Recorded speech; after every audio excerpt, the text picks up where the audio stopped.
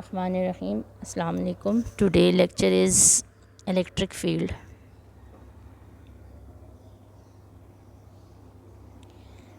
Electric field और field of force, ठीक है। इसको इलेक्ट्रिक फील्ड भी कहते हैं, फील्ड ऑफ फोर्स भी कहते हैं। यानी कि जो फोर्सेस होती हैं वो कैसे एक्ट करती होती हैं। अभी हमने इस चैप्टर के स्टार्ट में जो फोर्स पढ़ी है उसको हम क्या कहते हैं, इलेक्ट्रिक फोर्स कहते हैं। इससे पहले आप फर्स्ट ईयर में पढ़ चुके हो ग्रेविटेशनल फोर्स। अब ग्रेविटेशनल फ़ोर्स का जब शुरू में कॉन्सेप्ट आया था, ग्रेविटेशनल फ़ोर्स आपको पता क्या होती है कि जब किसी चीज़ को हम ज़मीन की सतह से ऊपर फेंकते हैं तो ज़मीन क्या होती है, अर्थ उसको अट्रैक्ट करती है टूवर्ड्स इटसेल्फ। कि जब कोई भी चीज़ ज़मीन की सतह से ऊपर, अर्थ की सतह से ऊपर थ्रो की जाती है तो वो वापस अर्थ की तरफ आती है। हम खुद उसको अर्थ की तरफ नहीं लाते बल्कि अर्थ उसको ख़ुद पुल करके नीचे की तरफ लाती है। अब वो कैसे पुल करती है, ठीक है, आपके पास ये चीज़ शुरू में बहुत ही समझना जो है वो डिफ़िकल्ट थी, क्योंकि वैसे आम ज़िंदगी में हम ये देखते हैं ना, किसी चीज़ को हमने पुल करना हो, अपनी तरफ लाना हो या अपनी तरफ से, तो हम उस चीज़ को पकड़ के लाते हैं, यानी उस चीज़ के साथ हमारे साथ क्या होता है, डायरेक्ट कांटेक्ट होता है। लेकिन ये फ़ोर्स ये है कि ज़मीन और उस चीज़ का कांटेक्ट तो नहीं है, लेकिन फिर भी चीज़ आप में उस तरफ आती है। तो इस चीज़ को अंडरस्टैंड करने के लिए, इसको समझने के लिए फिर हमने क्या किया, we invent a gravitational field. We transmits the gravitational force and then we feel a lot better because we feel like we have explained the gravity. कि हमने ये कहा कि ज़मीन के इर्द गिर्द क्या चीज़ होती है, एक फील्ड होती है जिसको हम ग्रेविटेशनल फील्ड कहते हैं। उस फील्ड के अंदर जो चीज़ भी आएगी वो ज़मीन उसको अपनी तरफ क्या कर देगी, अट्रैक्ट कर लेगी। अभी यही चीज़ हमने किस में समझनी थी, यही चीज़ हमने समझनी थी कि अब हमारे पास इलेक्ट्रोस्टैटिक फ़ोर्स जो हमने पढ़ी है, जो कूलम लॉ के अकॉर्डिंग कूलम ने हमें बताई है, अब वो भी इसी तरीके से है कि दो चार्जेस को हम एक दूसरे से फासले पर रखते हैं, लेकिन वो दोनों चार्जेस एक दूसरे को या पुल कर लेते हैं, एक दूसरे के करीब आ जाते हैं, एक दूसरे से दूर चले जाते हैं। तो ये कैसे विदाउट कांटेक्ट एक दूसरे के साथ कैसे आपके पास ये चार्जेस आते हैं, इस चीज़ को जो है वो समझना है। अब हमारे पास क्या है, origin of electric and gravitational force, कि ये और इलेक्ट्रिक फ़ोर्स कहाँ से आती है, ग्रेविटेशनल फ़ोर्स किधर से आती है, क्यों मौजूद है। जो हमारे पास न्यूटन लॉ ऑफ ग्रेविटेशन जो हमने फर्स्ट ईयर में पढ़ा है और मैट्रिक में आप लोगों ने पढ़ा है, वो हमें किसके बारे में हेल्प करता है, वो हमें ग्रेविटेशनल फ़ोर्स को कैलकुलेट करने में हेल्प करता है। और जो कूलम लॉ है वो हमें इलेक्ट्रिक फ़ोर्स को कैलकुलेट करने में हेल्प करता है। लेकिन क्या है कि इनका ओरिजिन जो है वो अभी तक के ओरिजिन का मतलब तो ये कैसे प्रोड्यूस हुई, कैसे, क्यों इलेक्ट्रिक फोर्स प्रोड्यूस हुई, क्यों ग्रेविटेशनल फोर्स प्रोड्यूस हुई, तो इसका जो ओरिजिन है वो स्टिल अननोन है, बट एग्जिस्टेंस इज़ एक्सेप्टेड। इसका मतलब है लेकिन ये चीज़ें मौजूद हैं, वो एक्सपेरिमेंटली प्रूव है कि जब आप ज़मीन के ऊपर कोई चीज़ फेंकोगे तो वो ग्रेविटेशनल पुल उसके ऊपर लगेगी। इसी तरीके से चार्जेस को जब एक चार्ज को दूसरे चार्ज के करीब लगाएंगे तो उसके ऊपर फोर्स लगेगी, चाहे वो रिपल्सिव फोर्स हो या चाहे अट्रैक्टिव फोर्स हो। यानी कि इन दोनों फोर्सेस का हमारे पास रीज़न नहीं है मौजूद होने की, लेकिन ये मौजूद हैं, ये चीज़ एक्सपेरिमेंटली प्रूव है। इसलिए उसके एक्सपेरिमेंटल प्रूव होने की वजह से कि ये चीज़ मौजूद है, तो इसको हम क्या कहते हैं, ये कुदरत की तरफ से जो फोर्सेस मौजूद हैं उसको हम बेसिक फोर्सेस ऑफ नेचर कहते हैं, ठीक है। तो ये लाइक ग्रेविटेशनल फोर्स भी क्या है, बेसिक फोर्स ऑफ नेचर है, यानी कि हमारी कायनात के अंदर जो एक फ़ोर्स मौजूद है वो उसको हम क्या कहते हैं, ये बेसिक फ़ोर्स है। और दूसरी हमारे पास क्या है, इलेक्ट्रिक फ़ोर्स। ये जितनी फोर्सेस मौजूद हैं उनमें से ये दो, ग्रेविटेशनल फ़ोर्स और इलेक्ट्रिक फ़ोर्स, जिन बेसिक फोर्सेस और भी बहुत सारी हैं, उनमें से एक ग्रेविटेशनल फोर्स है और दूसरी हमारे पास क्या है, इलेक्ट्रिक फोर्स है। अच्छा जी, अब मुख्तलिफ साइंटिस्ट जो हैं वो ट्राई करते रहे हैं कि ये कैसे इलेक्ट्रिक फोर्स एक्ट करती है, ठीक है। ओरिजिन तो हमने उसका किया है कि अननोन है, लेकिन अब हमने ये देखना है कि कैसे एक चार्ज दूसरे चार्ज को अट्रैक्ट करता है, कौन सा तरीक़ाकार अख्तियार करता है। जैसे आपने किसी चीज़ को, आप बैठे हों और आपने किसी चीज़ को पुल करना है, या आप खड़े हो के उठ के उस चीज़ के पास जाएंगे, या बैठे बैठे अपना हाथ आगे करके जो है उस चीज़ को अपनी तरफ लेके आएंगे, तो ये आपका तरीक़ाकार है, कौन से तरीक़ाकार से आपने उस चीज़ को अपने पास की है। इसी तरीके से इलेक्ट्रिक फोर्स कैसे एक चार्ज दूसरे चार्ज को अपनी तरफ लेके आता है, अट्रैक्ट करता है, या कैसे अपने से दूर हो जाता है, उसको रिपेल करता है, तो उसका मैकेनिज़्म किसने एक्सप्लेन किया है? फैराडे ने किया था। माइकल फैराडे ये साइंटिस्ट का नाम है, which gives the concept of electric field. ठीक है, उसने इलेक्ट्रिक फील्ड, उसने कहा था कि चार्जेस जो हैं वो कैसे एक दूसरे को अट्रैक्ट या रिपेल करते हैं, इलेक्ट्रिक फील्ड की वजह से कहते हैं। ये जो इलेक्ट्रिक फील्ड का कॉन्सेप्ट है वो के क्या कॉन्सेप्ट है, वो किस चीज़ को एक्सप्लेन करता है? वो इस चीज़ को एक्सप्लेन करता है कि हमारे पास चार्जेस कैसे एक दूसरे को अट्रैक्ट या रिपेल करते हैं। जब एक चार्ज के करीब दूसरा चार्ज लगा रखा जाता है तो वो किस तरीक़ा कार को इख्तियार करके जो है वो एक दूसरे को अफेक्ट करते हैं, उस तरीके कार का क्या नाम दे दिया है हमने? इलेक्ट्रिक फील्ड दे दी है। और दूसरी चीज़ उसने क्या कही?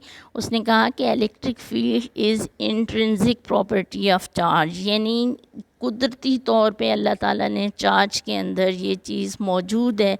जहाँ कहीं भी चार्ज होगा, एक सिंगल चार्ज होगा या कोई चार्ज बॉडी होगी, तो लाजमी है कि उसके इर्द गिर्द हमारे पास क्या हो? इलेक्ट्रिक फील्ड मौजूद हो।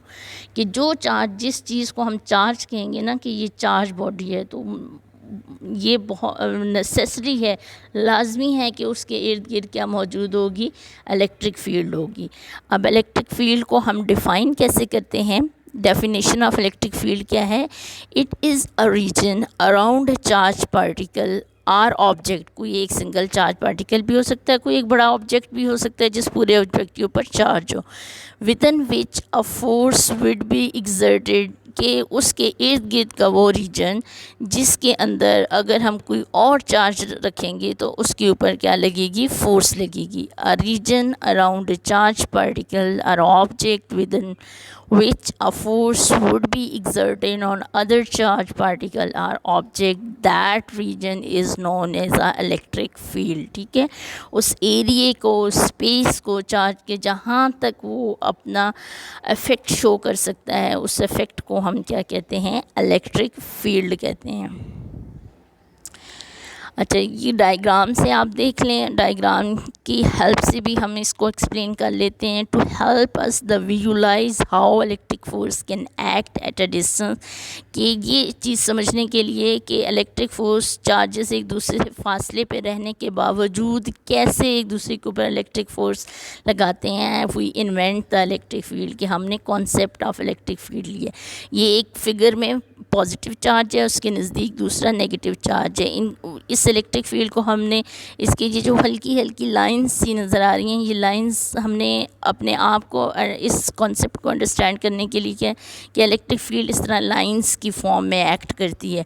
तो ये जितने भी लाइंस इर्द गिर्द हर चार्ज की नज़र आ रही हैं, ये हमारे पास क्या है? इलेक्ट्रिक फील्ड है। फिर सेकेंड फिगर देख लें। An electric field extend out from every positive charge and permeates all of the space, other charge experience a force due to the electric field। ठीक है, ये पॉजिटिव चार्ज है तो इसके इर्द गिर्द चारों तरफ होगी, हर तरफ हमारे पास क्या होगी? इलेक्ट्रिक फील्ड मौजूद होगी। ये जितना रेड एरिया, ब्लैक कलर का पॉजिटिव चार्ज शो किया, इसके अंदर रेड एरोज शो की गई हैं इसके सारी तरफ, तो ये सारे एरिया क्या कहलाएगा? जहाँ जहाँ हमने एरो शो किए हैं जिस रीजन तक, वो इसकी इलेक्ट्रिक फील्ड कहलाएगा। इस रीजन के अंदर हम जब भी कोई दूसरा चार्ज रखेंगे तो उसके ऊपर क्या लगेगी? फोर्स लगेगी। ठीक है, पॉजिटिव रखेंगे तो उसको ये रिपेल कर देगा, नेगेटिव रखेंगे तो अपनी तरफ अट्रैक्ट करेगा।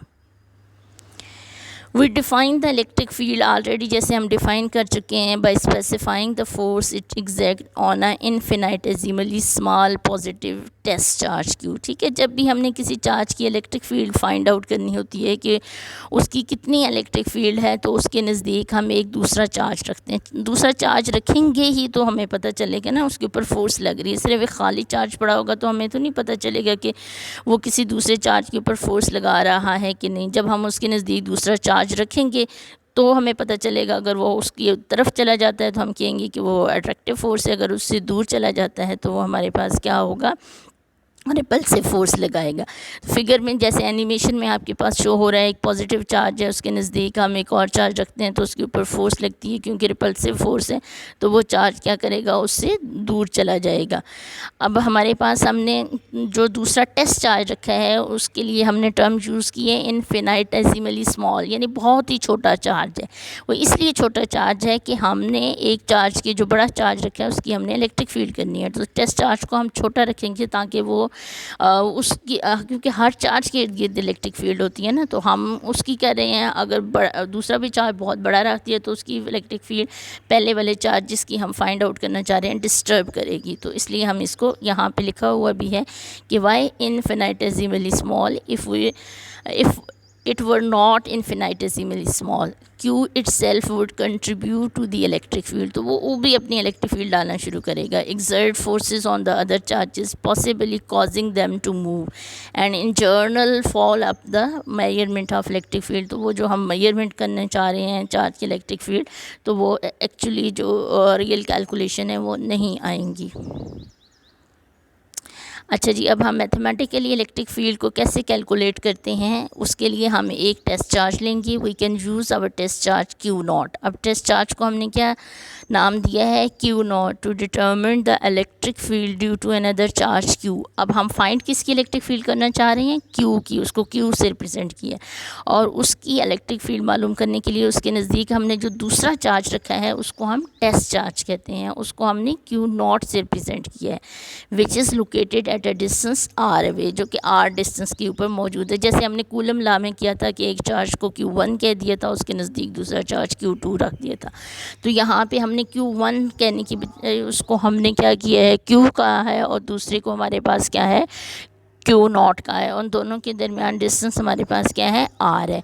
अब हम कूलम लॉ को यूज़ करेंगे। अब इन दोनों चार्जेस के दरमियान फ़ोर्स कितनी लग रही है वो हमें कैसे, इलेक्ट्रिक फ़ोर्स है ना, तो इलेक्ट्रिक फ़ोर्स हमेशा किससे कैलकुलेट करेंगे, कूलम लॉ के फार्मूले से। By the Coulomb law the magnitude of force on Q is F equals to K Q0। पहला चार्ज क्या है, Q, दूसरा चार्ज क्या है, Q0। उनके दरमियान डिस्टेंस कितना था, r, इसलिए r² और साथ उस r का क्या होगा, यूनिट वेक्टर आएगा। अब नेक्स्ट उसके सामने जो इक्वेशन है उसमें सिर्फ हमने क्या किया है, K जो कूलम कांस्टेंट है उसकी वैल्यू पुट कर दी। उसकी वैल्यू किसकी इक्वल होती है, 1 divided by 4 pi epsilon naught के Q0 divided by r² into r। ठीक है, so the electric field due to the Q, हमारे पास इलेक्ट्रिक फील्ड का फार्मूला क्या होता है, force per unit charge, force per unit charge. जैसे पिछली स्लाइड में आपने देखा था कि E क्या होती है, force divided by Q। Force divided by Q का मतलब फोर्स F कौन सी है, जो हमारे पास जिस चार्ज की हम फील्ड फाइंड आउट करना चाह रहे हैं वो किस पे लगा रहे हैं, और डिवाइडेड बाय Q हम किस Q से डिवाइड करते हैं, जो टेस्ट चार्ज होता है। तो ये इसलिए हमने E डिवाइडेड बाय क्या आ जाएगा, F फोर्स जो लग रही है वो क्या है, K Q0 divided by r² है, और डिवाइडेड बाय आपके पास क्या आ जाएगा, Q0। अगले स्टेप में इस K की बजाय हमने उसकी वैल्यू पुट कर दी है 1/4 पाई एप्सिलॉन नॉट, और ये Q0 क्योंकि नॉमिनेटर डिनोमिनेटर दोनों में मौजूद था तो दोनों से क्या हो जाएगा, ये कैंसिल हो जाएगा। और इलेक्ट्रिक फील्ड इंटेंसिटी का जो फार्मूला, ये जो E है ना, इसको हम इलेक्ट्रिक फील्ड इंटेंसिटी कहते हैं, फोर्स पर यूनिट चार्ज। ठीक है, ये E जो है इसके लिए जो टर्म है वो क्या यूज़ करती है, electric field intensity. Electric field intensity का मतलब क्या होता है कि वो जो इलेक्ट्रिक फील्ड है उसकी कितनी स्ट्रेंथ है, वो ज़्यादा स्ट्रॉन्ग है या वो हमारे पास क्या है, वीक है। तो इलेक्ट्रिक फील्ड इंटेंसिटी हमें फोर्स की स्ट्रेंथ को बताने के लिए हम कैलकुलेट करते हैं। तो इसका फार्मूला हमारे पास कूलम लॉ की हेल्प से क्या आएगा, वैसे E इक्वल्स टू F/Q है जो कि हमने पहले पढ़ा है, लेकिन अगर कूलम लॉ फोर्स की वैल्यू पुट कर देंगे तो ये फार्मूला क्या बन जाएगा, 1 divided by 4 pi epsilon not Q divided by r² into r unit vector. अब E हमारे पास क्या है, vector quantity, electric field intensity vector quantity है। So its direction is the, इसकी डायरेक्शन भी तो कोई होगी, ये तो उसकी डायरेक्शन क्या होती है, in the direction of electric force. जिस डायरेक्शन में इलेक्ट्रिक फोर्स लगेगी E की भी आपके पास क्या होगी, वही डायरेक्शन होगी।